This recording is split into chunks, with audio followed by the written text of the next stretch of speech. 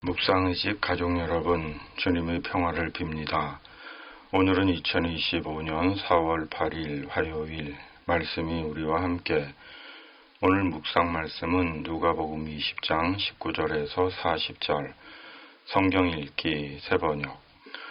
율법학자들과 대제사장들은 예수가 자기네들을 겨냥하여 이 비유를 말씀하신 줄 알았다. 그래서 그들은 바로 그때 예수께 손을 대어 잡으려고 하였으나 백성을 두려워하였다. 세금에 대한 질문. 그리하여 그들은 기회를 엿보다가 정탐꾼들을 보내서 이들이 거짓으로 의로운 사람들인 채 행세하면서 예수께로 접근하게 하여 그의 말씀을 책잡게 하였다. 그렇게 해서 그들은 예수를 총독의 지리관과 사법관에 넘겨주려고 하였다. 그들은 예수께 이렇게 물었다. 선생님, 우리는 선생님이 바르게 말씀하시고 가르치시고 또 사람을 겉모양으로 가리지 않으시고 하나님의 길을 참되게 가르치고 계시는 줄 압니다. 우리가 황제에게 세금을 바치는 것이 옳습니까? 옳지 않습니까? 예수께서는 그들의 속셈을 알아채시고서 그들에게 말씀하셨다. 데나리온 한 입을 나에게 보여다오. 이 돈에 누구의 얼굴상과 글자가 새겨져 있느냐? 그들이 대답하였다. 황제의 것입니다. 예수께서 그들에게 말씀하셨다.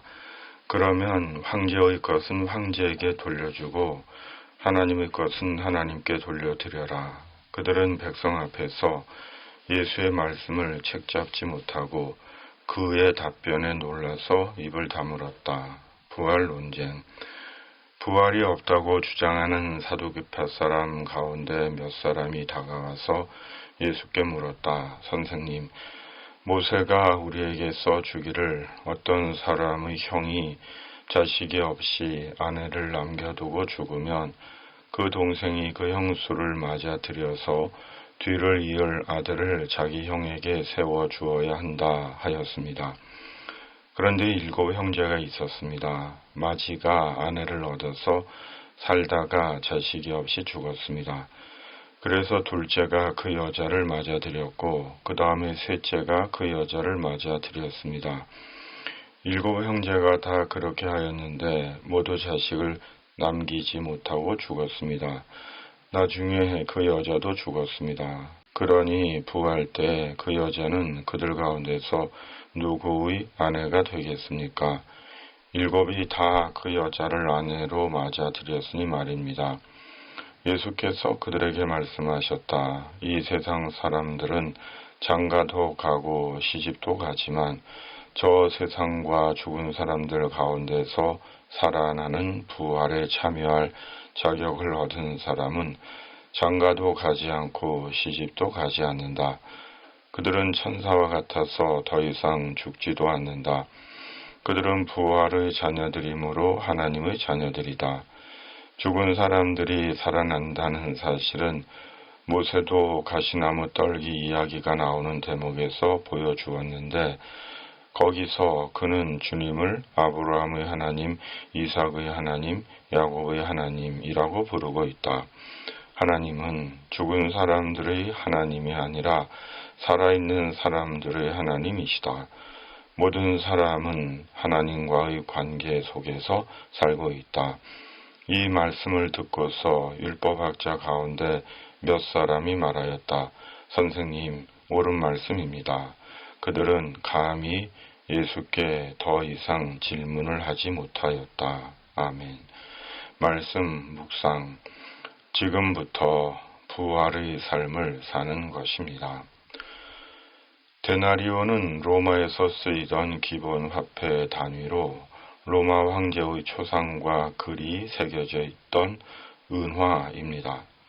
세금으로 예수님을 함정에 빠뜨리려던 사람들의 질문에 예수님의 대답은 누구도 반박할 수 없는 명쾌하고 완벽한 대답입니다. 모든 나라의 국민은 세금을 냅니다. 모든 나라는 국민들이 낸 세금으로 나라가 운영됩니다. 그러므로 국민들이 낸 세금으로 일을 하는 이들은 국민에게 봉사해야 하고 국민들이 낸 세금을 자기 돈처럼 쓰거나 착복해서는 안 됩니다. 국민들이 낸 세금을 나라와 국민을 위해 정직하게 사용하는 이들이 많을수록 그 나라는 깨끗하고 공정한 나라가 됩니다. 성도들은 교회에 헌금을 합니다. 헌금은 교회에 내는 것이 아니라 하나님께 드리는 돈입니다. 내게 있는 물질은 하나님의 것으로 하나님께서 주신 것이고 하나님의 것을 하나님께 드린다는 신앙적 의미가 들어 있습니다. 그러므로 내게 있는 재물이 내 것인 양, 교회 재정이 자기 돈인 양, 자기 마음대로 사용하거나 불이하게 사용하는 것은 하나님의 것을 도둑질하는 것이며 물질을 자기만을 위해 사용하는 것은 예수님을 믿는 자의 삶의 방식이 아닌 것입니다. 성도의 신앙의 실상과 증거는 물질을 어떻게 사용하느냐에 있습니다. 2주 후면 부활절입니다. 부활은 죽은 자가 다시 살아나는 것입니다. 부활의 핵심은 생명입니다. 살아있음입니다. 부활은 죽은 것이 아니라 살아있는 것입니다. 예수님을 믿는 그리스도인의 신앙은 부활 신앙입니다. 예수님께서 부활하셨기 때문입니다. 그리고 하나님께서 부활하신 예수님 안에서 죽은 우리를 살리실 것이기 때문입니다. 그런데 오늘 묵상 말씀을 보면 주님은 38절에 모든 사람은 하나님과의 관계 속에서 살고 있다고 말씀하십니다. 개역개정은 하나님에게는 모든 사람이 살아있다입니다. 우리가 하나님과의 관계 속에서 살고 있다고 하십니다. 우리는 살아계신 하나님과의 관계 안에서 살아가고 있는 것입니다. 그러므로 우리는 결코 혼자가 아닙니다. 예수님 안에서 우리와 함께 하시는 하나님과 함께 살고 있습니다. 그리고 살아계신 하나님께서 우리를 죽음에서 일으켜 부활하게 하십니다. 하나님께서 살아계시기 때문입니다. 예수님을 믿는 우리 부활신앙의 약속과 소망과 축복이 여기에 있습니다. 기도하며 때때로 죽음을 묵상합니다. 죽어 차고 캄캄한 영안실에 누워있는 내 몸을 상상합니다.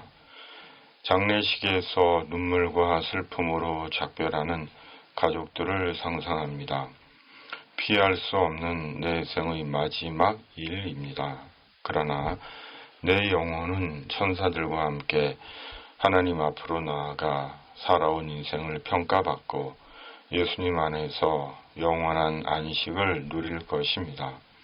그리고 주님 다시 오시는 날에 내 영혼은 말씀대로 하나님께서 입혀주시는 거룩한 새 몸을 입고 천국에서 영원한 복락을 누릴 것입니다.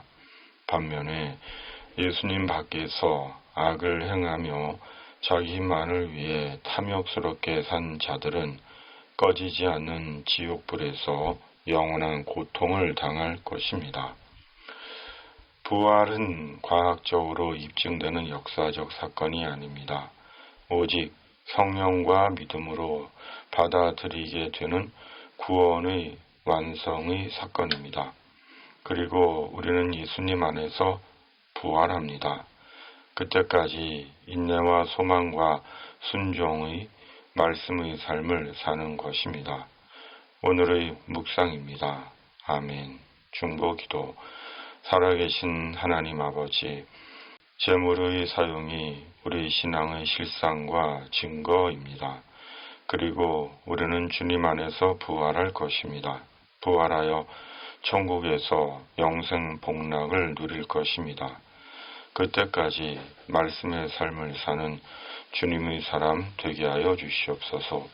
성령의 능력을 입혀 주시옵소서. 이 땅을 하나님의 공의와 정의로 인도해 주시옵소서. 예수님의 이름으로 간절히 기도하옵나이다. 아멘.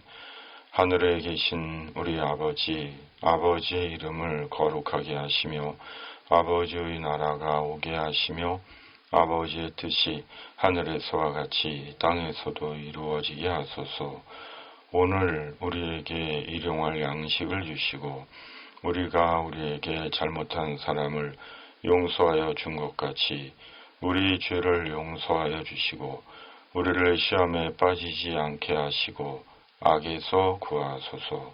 나라와 권능과 영광이 영원히 아버지의 것입니다.